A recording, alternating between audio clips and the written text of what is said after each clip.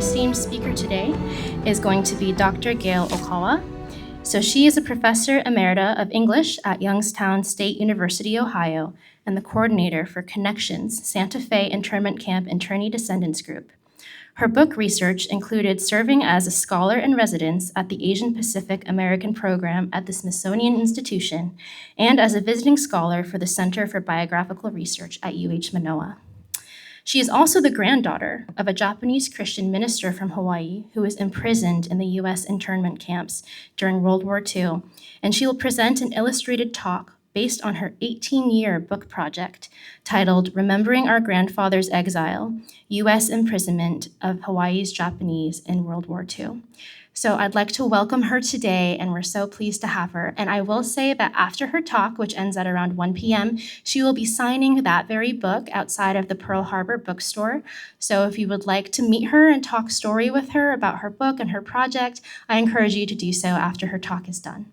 So please welcome Gail.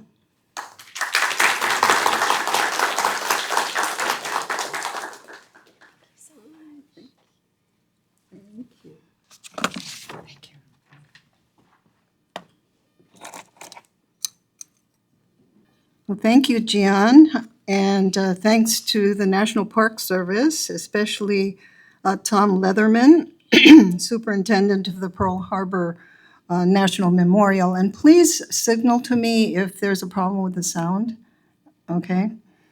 Well, I can hardly see anybody. And Christine Ogura, Superintendent of the Honouliuli National Historic Site, as well as Pacific Historic Park CEO Eileen Utterdijk and her staff for the opportunity to share this little-known story with you. My title, Mountains of Memory, Depths of Gratitude, evokes many mountains and deep gratitude, as I hope you will see here. If you'll notice in the video, please, the mountains as well as the cross at the very top of this mountain, and I'll be telling that story later.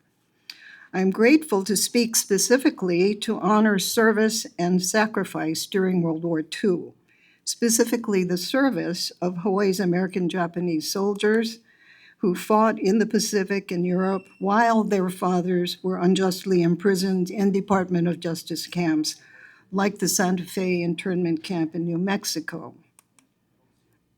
So their sacrifice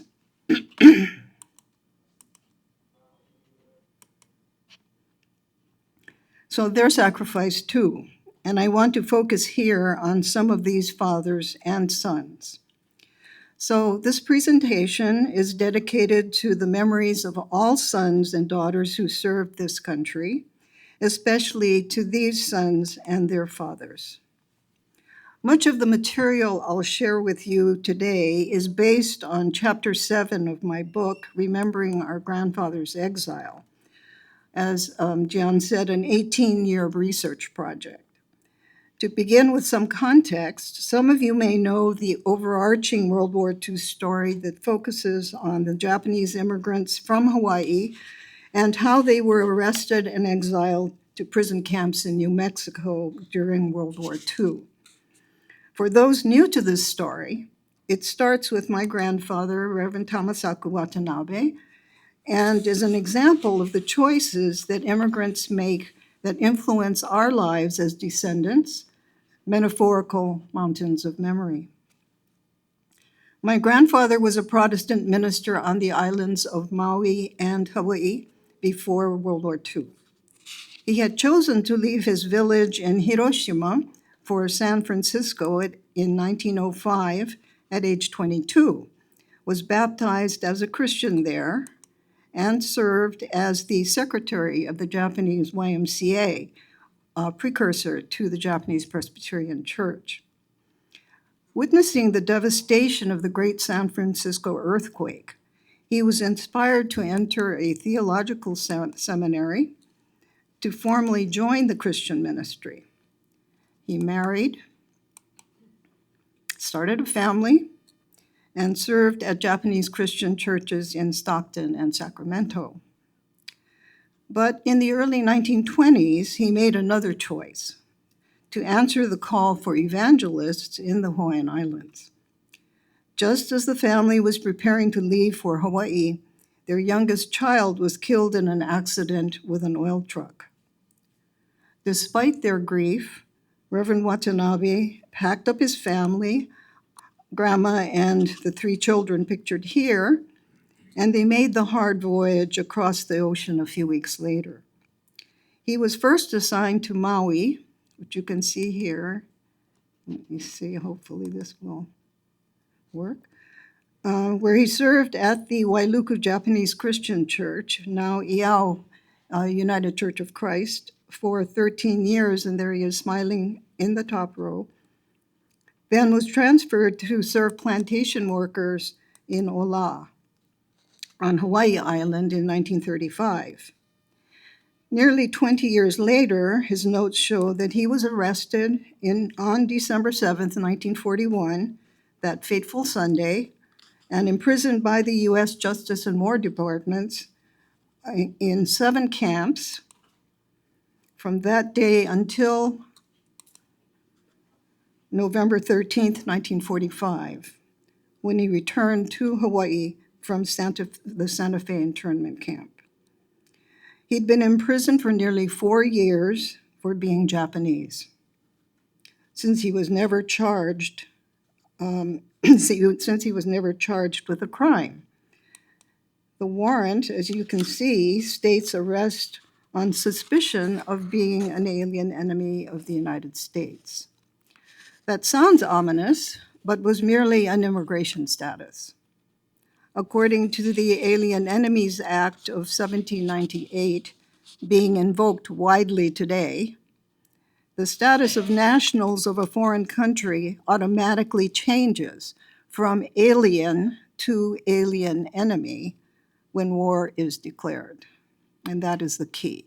War is declared. Since laws outlawed the Japanese from becoming US citizens, unlike Germans and Italians, they had no choice. So he was imprisoned in Hawaii from December 7th at the Kilauea military camp, interrogated, sent to Honolulu.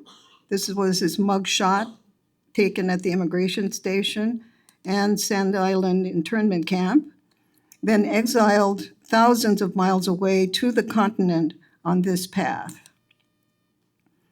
So you can see that they went from the West Coast, on the top map, the West Coast, Angel Island, to Texas, Fort Sam Houston in Texas, to Lordsburg, New Mexico, and Santa Fe. And I have a few photos here. This was the Fort Sam Houston concentration camp in San Antonio, Lordsburg in southern New Mexico, and Santa Fe internment camp in northern New Mexico.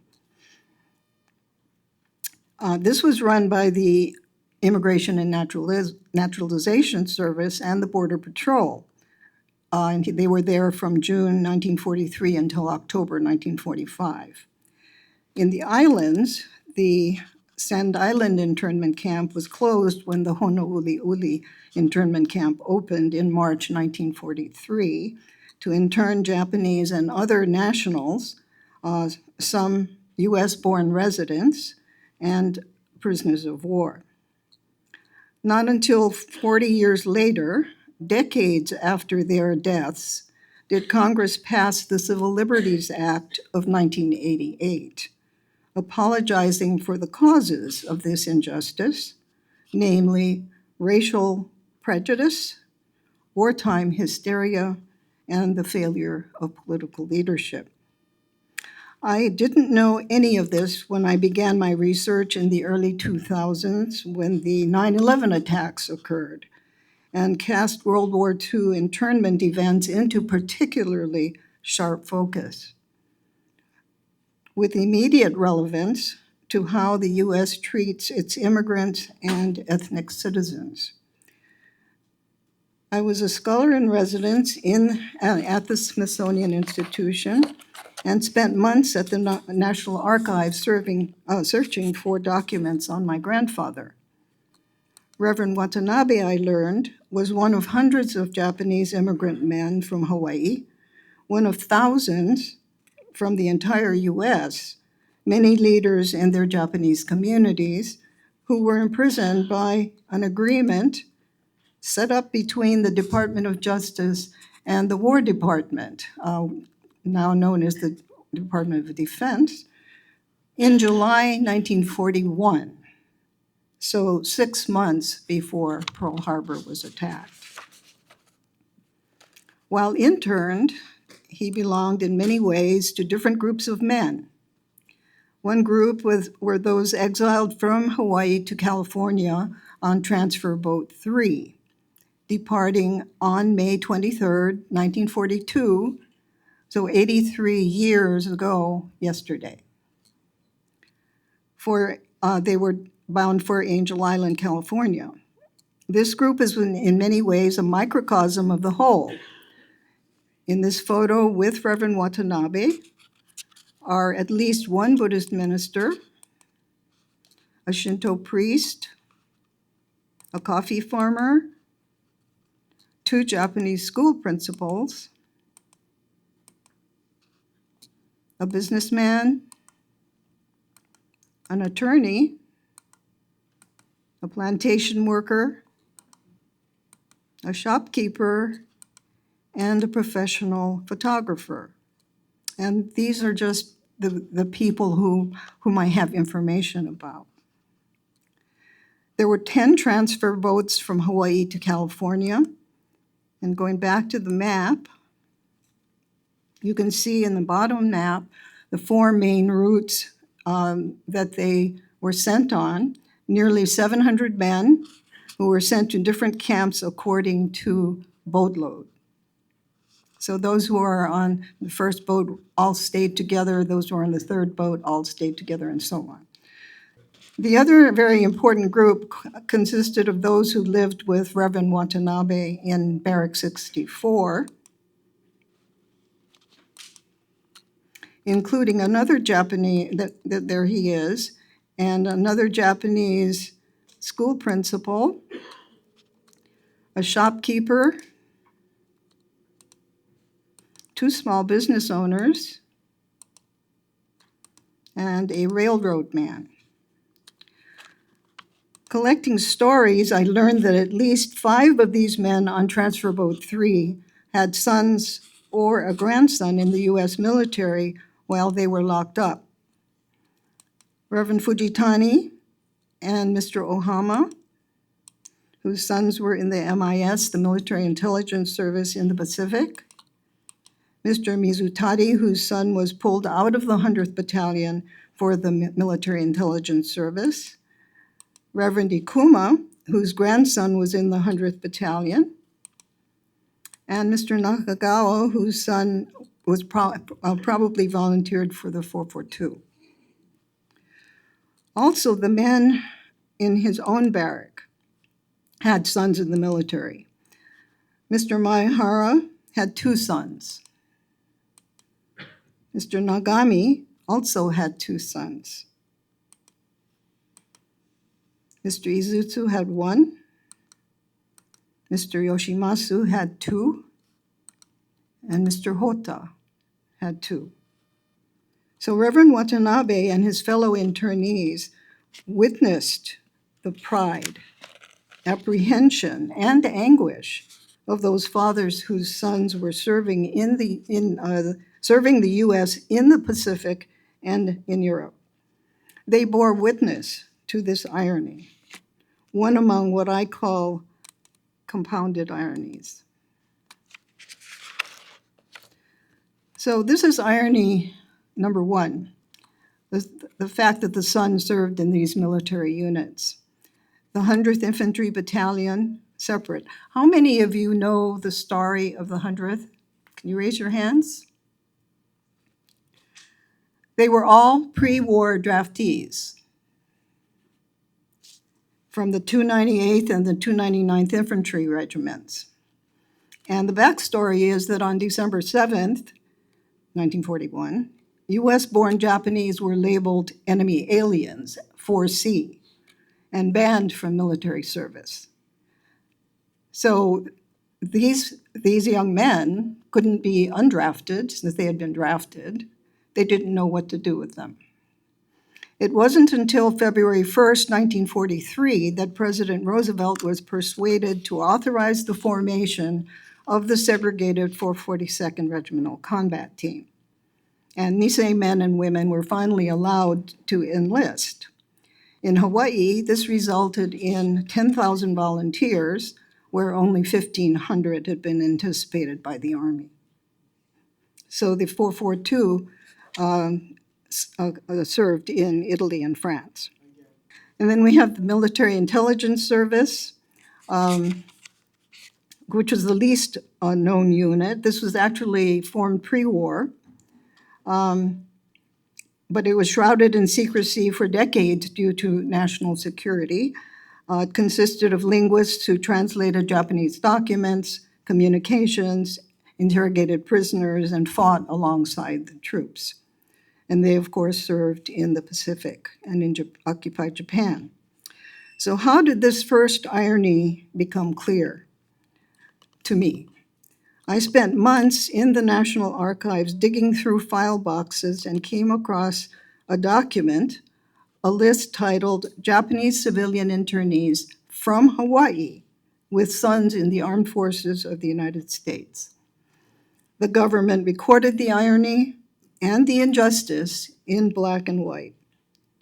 I remember being stunned, saddened, and angered all at the same time. This is an 11-page list of names of internees with sons serving in the U.S. military while their fathers were locked up. Some sons, like those in the 100th, were drafted. Many volunteered, despite perhaps because of the intense racial prejudice of the time. As I pointed out before, some interned fathers had 2 sons, some had 3 and 4 sons in military service by June 1945, when the list was revised. A total of 210 sons of 161 interned fathers from Hawaii alone. How did government officials become aware of this irony in the first place? Because a son, Robert S. Miyata, a private from Hawaii in Company G, 442, wrote a letter. This was regarding his father's internment at Fort Missoula, Montana. It was sent to the Alien Enemy Control Unit, which was fortunately headed by Edward J. Ennis. So the short version is that Ennis read the letter, he saw the moral irony of the situation, and he wrote to the Provost Marshal General regarding, quote, the reconsideration of cases of Japanese internees from Alaska and Hawaii whose sons are members of the Armed Forces of the United States, unquote. In my research, I began to realize another irony, expressed in this poem by Muin Ozaki. The interned fathers and military sons physically crossed paths. In some cases, they were on the same ship or at the same camp.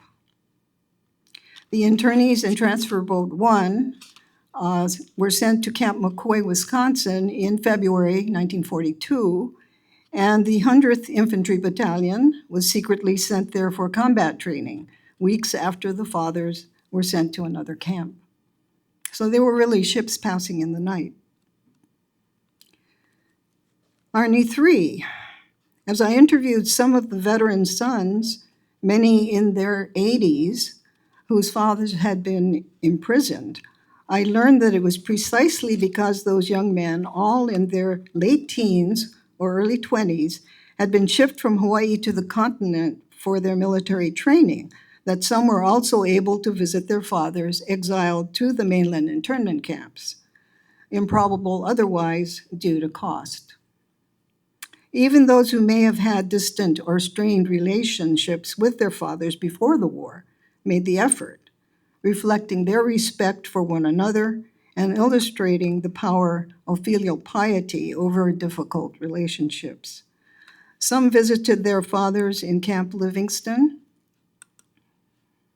Louisiana, for example. The Tokaidens. Hideo Tokaiden was drafted into the 298th Infantry Regiment, which eventually became a part of the 100th Battalion. His father, Jinchichi, was a small hotel owner and a community leader. He'd been arrested on December 7th and exiled from Hawaii in February 1942 on Transfer Boat 1 by way of Camp McCoy. In June 1942, Hideo was shipped out with the 100th to train at Camp McCoy. So he unknowingly crossed paths with his father. Although Hideo was not particularly close to his father, he told me in an interview that he felt sorry for him being unjustly imprisoned. So in early May 1943, he made the trip by train from Wisconsin to Camp Livingston. This treasured family photo shows the two men standing side by side with the longleaf pine trees in the background. And in a letter to his wife, the elder Tokaiden expressed his joy over his son's visit. He writes, "Yesterday, Hideo unexpectedly visited me but stayed for only 3 hours. He seemed to be in good health.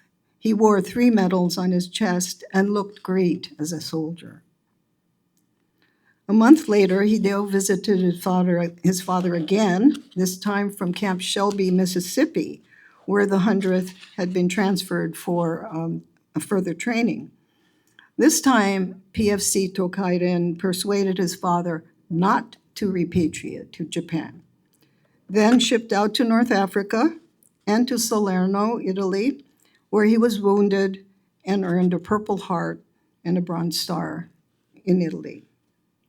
Because many internees were incarcerated for longer periods at the Santa Fe internment camp than anywhere else, some sons made their way to the high desert from Army camps like Camp Shelby and the language training school for the Military Intelligence Service at Fort Snelling, Minnesota. And one example is the Fujitani father and son. In June 1944, Private Yoshiaki Fujitani was stationed at Fort Snelling. Although upset that his father had been interned, he had volunteered to serve in the MIS at age 20. His father, Reverend Kodo Fujitani, the Buddhist minister shipped on Transfer Boat 3 along with my grandfather, was in Santa Fe since June 1943.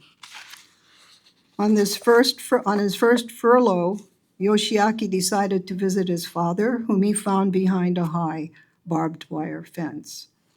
He describes it as an incongruous scene. He writes, "A son in the U.S. Army meets his father, who is suspected by the government of being a potentially dangerous enemy. He was dressed in a tan suit, sporting a goatee. It touched me to think that he felt he had to be dressed in a formal way to greet his son, who was serving in the U.S. Army. So they had a quiet visit. At one point, the father and son stood and had this picture taken with the familiar juniper bushes on the hillside of Santa Fe behind the camps. And Reverend Fujitani, the son, told me the story that he saw a mound of dirt and had his father stand on the mound of dirt so that he would look a little taller.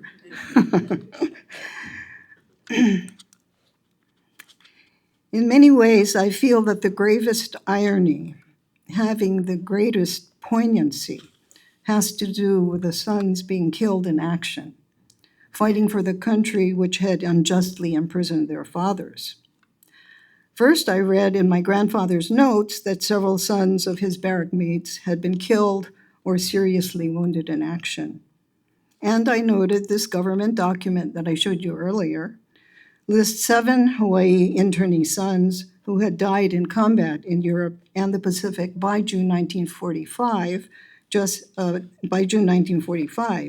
And just among my grandfather's associates, We have Mr. Mizutari on the same transfer boat who lost his son in the Pacific War, and three of my grandfather's barrack mates, Mr. Hota, Mr. Maihara, and Mr. Nagami. Each lost a son fighting with the 100th 442 in Italy. When you think about the odds of three, these are just three I know of, right? In one barrack, three fathers losing their sons. In chapter 7, I write, making this observation, realizing how the loss of the imprisoned fathers compounded the harsh irony of their imprisonment, I felt moved to learn and in some way to relate these stories in commemoration of the sacrifices of both the fathers and the sons. So I've listed all 7 sons here, and I'd like to read their names. Private First Class Arthur Akira Morihara, Technical Sergeant Yukitaka Terry Mizutari, Staff Sergeant Toshio Murakami, Private First Class Kihachiro Hota, Sergeant Hiroshi Nagami, Private First Class Iwao Blandi Takemoto, and First Lieutenant Saburo Maihara. Due to time limits, I'll focus on 4 of their stories, the 4 highlighted here. What the imprisoned fathers may not have known was when and where their sons died. Somehow the losses of the fathers and the injustice of their imprisonment seemed to me most acute in those moments. And these stories touched me deeply. So deeply, in fact, that I got my knees replaced and joined others to follow some of the World War II battle paths in Italy and France in 2019. Mountains of Memory. So I'll provide here brief biographical and historical sketches for the sons' sacrifices, focusing on these 4 sons. Arthur Akira Morihara was born and educated on the island of Hawaii, from which his father, Usaku, was a shop owner in Kona, was arrested. He worked in Honolulu. This is Akira. Was probably drafted into the U.S. Army like Hideo Tokaiden sometime in 1941 before the attack on Pearl Harbor on December 7th. After basic training on Oahu, Morihara was transferred to Company A of the 100th Battalion, which was sent to Camp McCoy, Wisconsin, then Camp Shelby, Mississippi, for advanced combat training. The 100th left the 442 troops still training at Camp Shelby in August 1943, was shipped overseas to Algeria and entered combat in September 1943 in the south of Italy. You can see where they entered at the very bottom of the map, moving from Salerno toward Cassino, which, for those who know European World War II history, know how important Cassino was. PFC Morihara was the first internee's son killed in action when in October 1943, Company A was a part of what war correspondent Lynn Crost describes as, quote, the fight to capture the small towns of Alife and San Angelo de Alife, where they were, quote, stopped by enemy tanks. According to Crost, this, quote, involved some of the most difficult fighting of the war. And in the village of San Angelo de Alife, we found this monument dedicated to those in the 34th Division who died in that fighting, and Morihara would have been included. In the Pacific, Yukitaka Mizutari was the second Hawaii internee son killed in action. and the only one killed in the Pacific. Born in Honolulu to a large family that eventually settled on Hawaii Island, he was the eldest son and was raised in a very strict tradition, like their father, Yasuyuki, who came from a samurai family. The elder Mizutari was principal of a Japanese language school, so Yukitaka grew proficient in Japanese, in both Japanese and martial arts from an early age. He was fondly known as Taka-chan by his family and Terry by many others. Two of his sisters remember him very fondly as being sensitive and kind. Yukitaka attended business school and worked in Hilo before he was drafted into the Army in November 1941. But it was because of his proficiency in the Japanese language that he was selected from the 100th Battalion for duty in the MIS in November 1942. So Tech Sergeant Mizutari was appointed one of 10 language team leaders and assigned to overseas duty in Australia and New Guinea in April 1943. He and his team landed in New Britain in December 1943. A teammate later wrote, quote, "The first man to get off the craft was Sergeant Mizutari. Off he went into the jungle, moving cautiously forward across the narrow beach, probing the tangled foliage for snipers and machine guns hidden behind cocoa log bunkers," unquote. So they were there with the troops. On June 23, 1944, Tech Sergeant Mizutari was killed by a Japanese sniper while defending the division command post against a night attack. Another grave irony that perhaps the most culturally Japanese of the 7 was killed by a Japanese bullet. A teammate later described how he and Terry took cover behind a tree trunk and how Terry got shot and, quote, "died in my arms," unquote. Crossed, the wars correspondent writes, a longtime dedicated leader of an MIS language team, Terry had won the affection of both his Nisei comrades and his white officers, unquote. The chief of the Allied translator and interpreter section of General MacArthur's headquarters wrote the following of his death. The loss of Technical Sergeant Mizutari is considered with the deepest regret, since this soldier was a soldier in every sense of the word. His record serves to exemplify the great work of the Nisei for the country to which his cause he has given his life. More poignant than this official word is the narrative of Yukitaka's sister, Fusako, who termed his loss a double dilemma in death. And she writes, "It was an ambush. He was reloading his rifle when a bullet hit him directly in the heart. If he had died in the European front, Dad, who was interned in Santa Fe, New Mexico, as an enemy alien, would not be as jarred over the grief of losing his son. Dad's countrymen had killed Yukitaka, and I feel that Daddy must have cried alone in the detention camp without family to share the unbearable grief." Sergeant Mizutari was awarded numerous medals, including the Distinguished Unit Badge and the Silver Star, the nation's third highest combat medal for gallantry in action. And there is a Mizutari Hall at the Presidio of Monterey.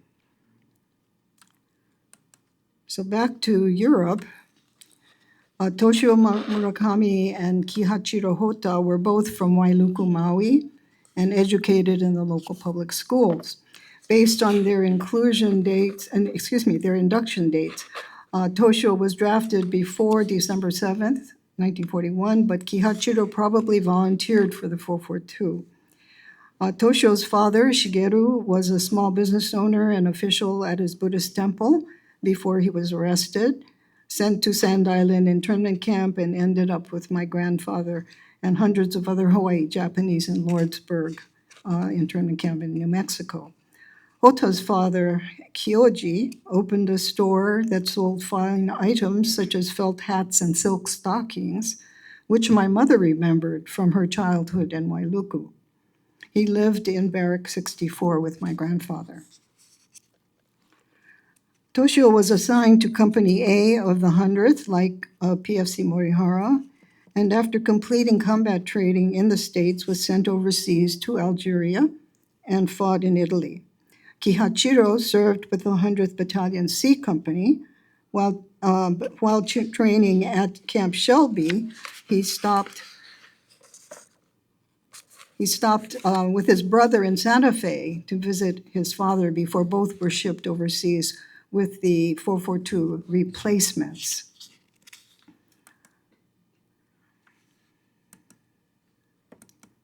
So that was Kihachiro and his father.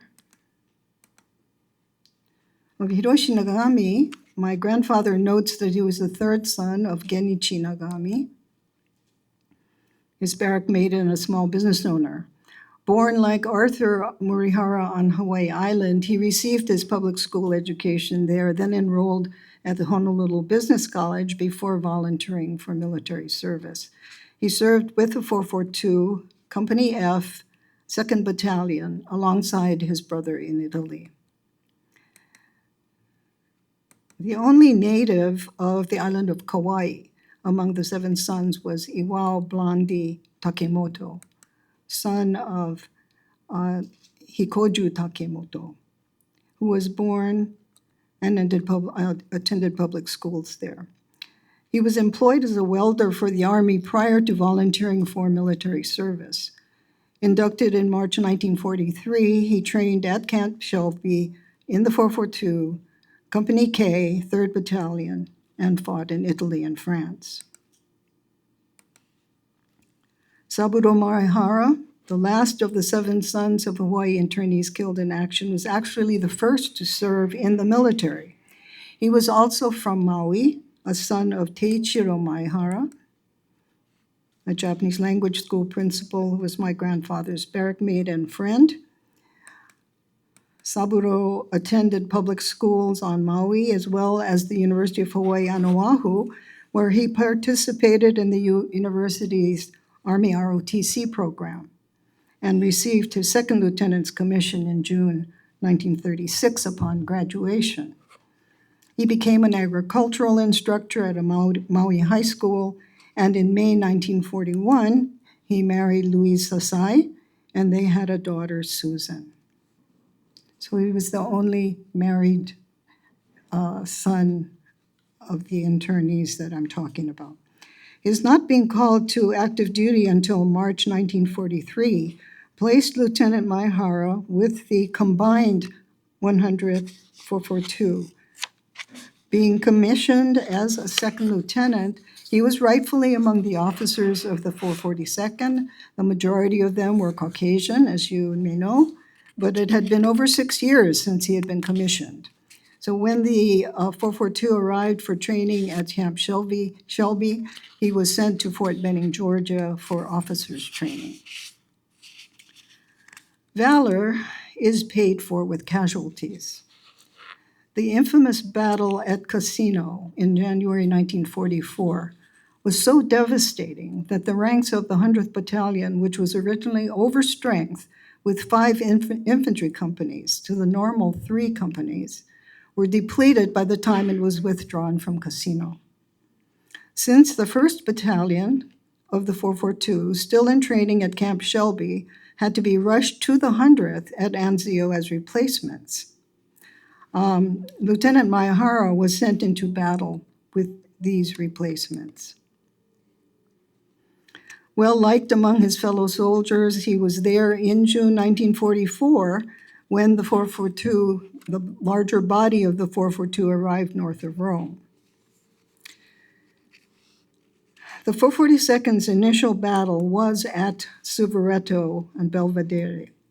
And you can see this from the bottom of the map, where the 100th showed off its experience by skillful maneuvering and earned a Presidential Unit citation for what Cross calls, quote, its brilliant performance, end quote. As the 34th Division drove the Germans north, the 442 would have arrived to cross the Cecina River, which I've marked there. It's north of that river that the Germans decided to make a stand to delay the Allied advance. And it is in this area that Staff Sergeant Murakami, PFC Hota, and Sergeant Nagami were killed during the Rome-Arno campaign on July 9th, 10th, and 12th, respectively. In September 1944, the 100th 442, which had merged, was secretly transferred from Italy to the south of France, really based on their reputation as a fighting unit. And PFC Takemoto's K Company, 3rd Battalion, as well as the 100th and 2nd Battalions were engaged in the liberation of the French villages like Brières and Bifontaine, and the now famed rescue of the Lost Battalion, the Texas unit trapped in the Vosges Mountains. It was you can see in the lower right corner where the Lost Battalion was. It was somewhere in the hills and mountains approaching the entrapped unit, where PFC Takimoto was wounded and died on October 28, 1944.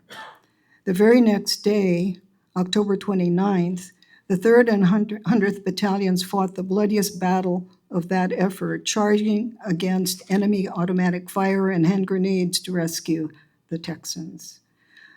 PFC Takemoto was among the extraordinary number of over 800 Japanese American troops killed or wounded to save 211 Texans.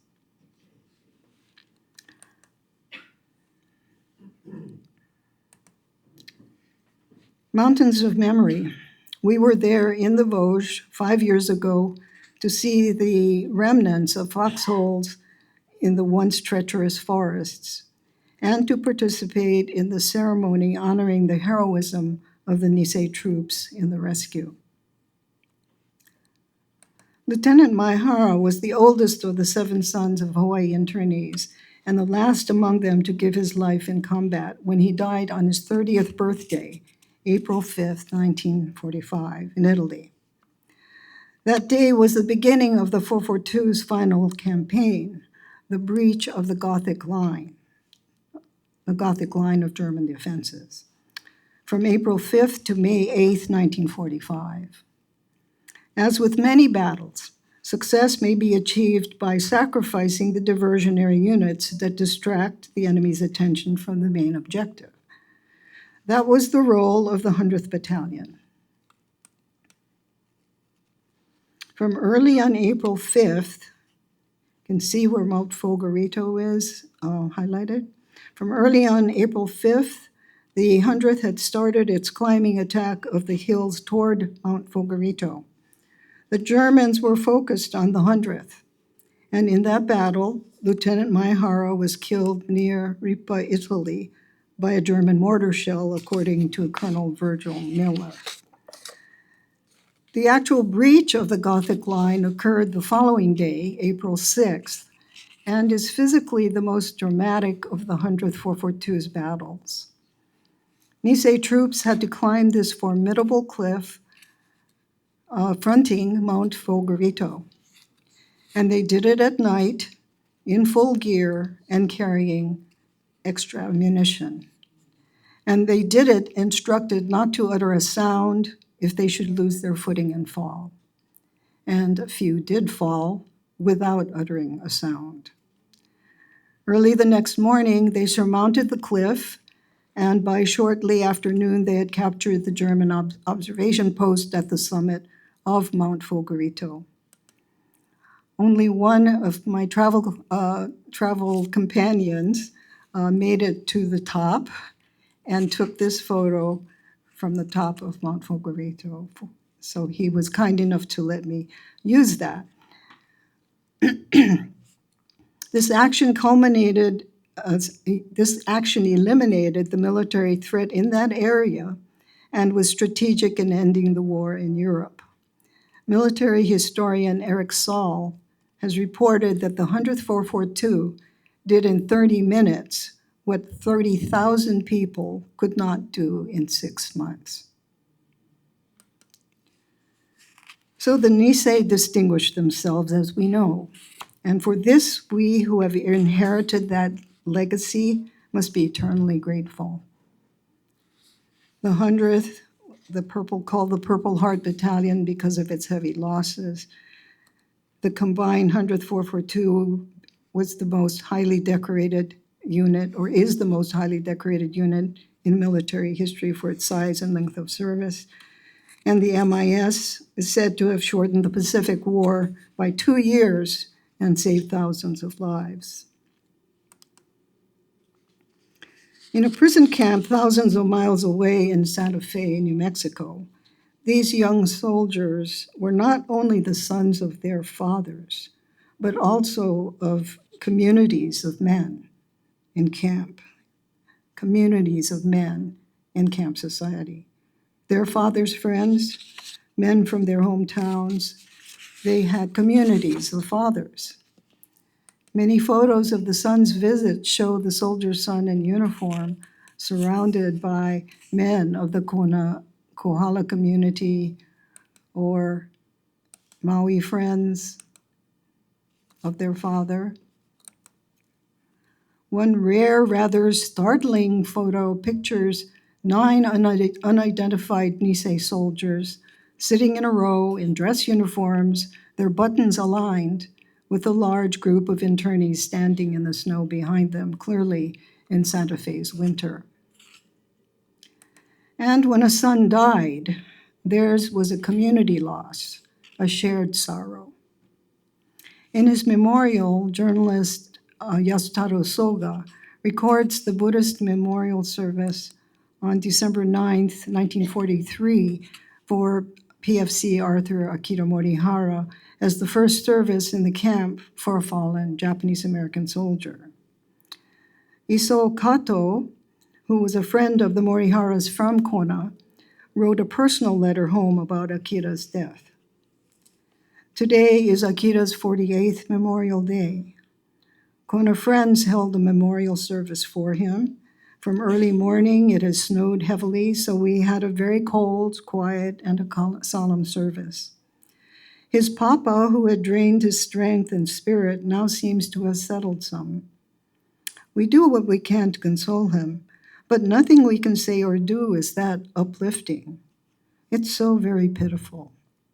How can one understand the loss of a son in battle and the father imprisoned? And this was a multi-faith service. There's Reverend Fujitani, the Buddhist minister in the back, and my grandfather, a Christian minister, who was clearly just attending as well. So mountains of memory, depths of our gratitude as descendants. The first mountains are those in New Mexico that the Issei, our grandfathers and fathers, saw daily and painted. Memories evoked for them. Our memories and gratitude go to them, our fathers and grandfathers who withstood the injustice and the insult, survived their incarceration with dignity, and returned to their lives to allow for ours. The second mountains are the metaphorical mountains of distrust and prejudice that the Nisei soldiers had to surmount in the military and US society, thereby creating a different environment for us, their American Japanese families. And of course, the literal mountains of France and Italy, where they fought to liberate the French and Italian villagers who have not forgotten them.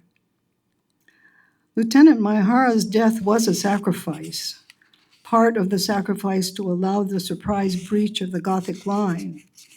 But the deaths of each of the men of the 100th 442 MIS were sacrifices for their families and loved ones, for all American Japanese who would follow them for their country.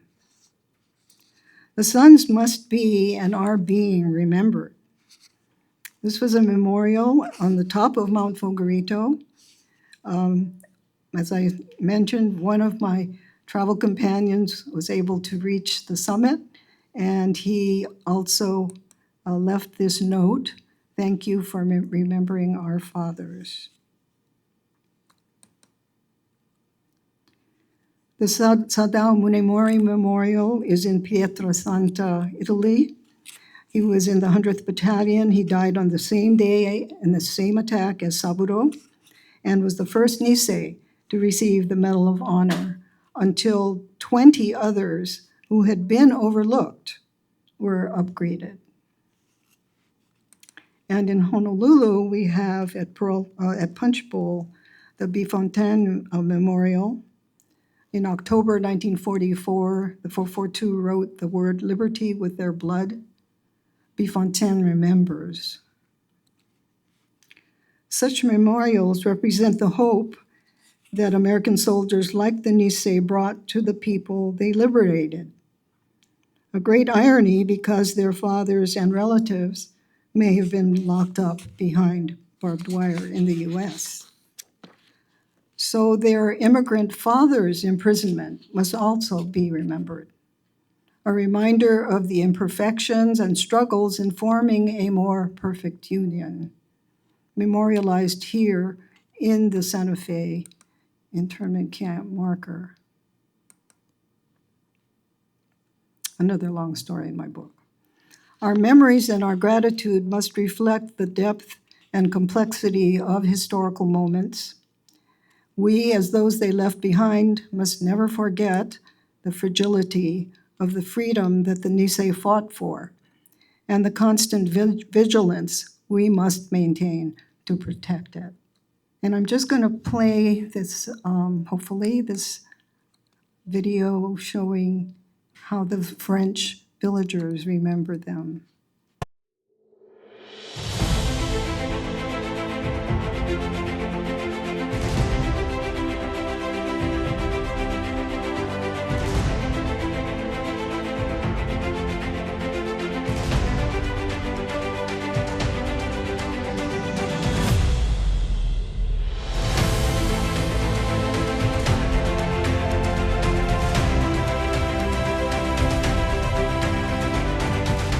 Aujourd'hui, nous avons commémoré le 14 juillet la fête nationale et la libération de la ville de Bruyères par les Américains. Nous avons été en présence du dernier vétéran aujourd'hui à Bruyères et aujourd'hui encore, son attitude force respect vis-à-vis de la population de notre région.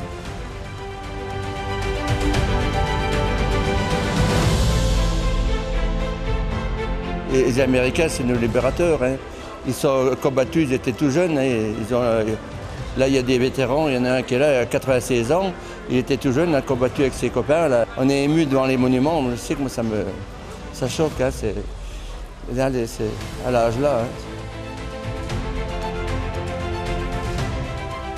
La population locale a été durement touchée ici.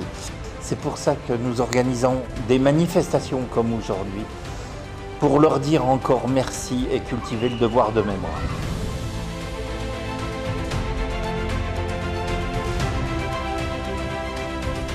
Bruyères ne peut pas oublier cette histoire. Il faut savoir que les combats de ces hommes ont été absolument héroïques et j'ai tenu à saluer dignement M. Lawson Sakai parce qu'il était là il y a 75 ans, il a été blessé. Je tenais absolument à le mettre à l'honneur, même si c'est le 14 juillet, et dans le cadre de la fraternité des peuples, je trouvais que c'était tout à fait approprié de l'honorer. Ici, on y pense encore souvent et on tient absolument à conserver cette mémoire.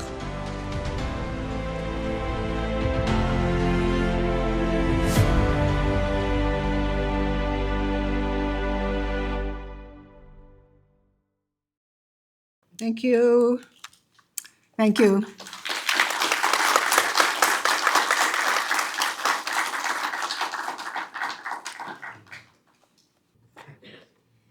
Thank you all so much for coming today and listening to Dr. Okawa.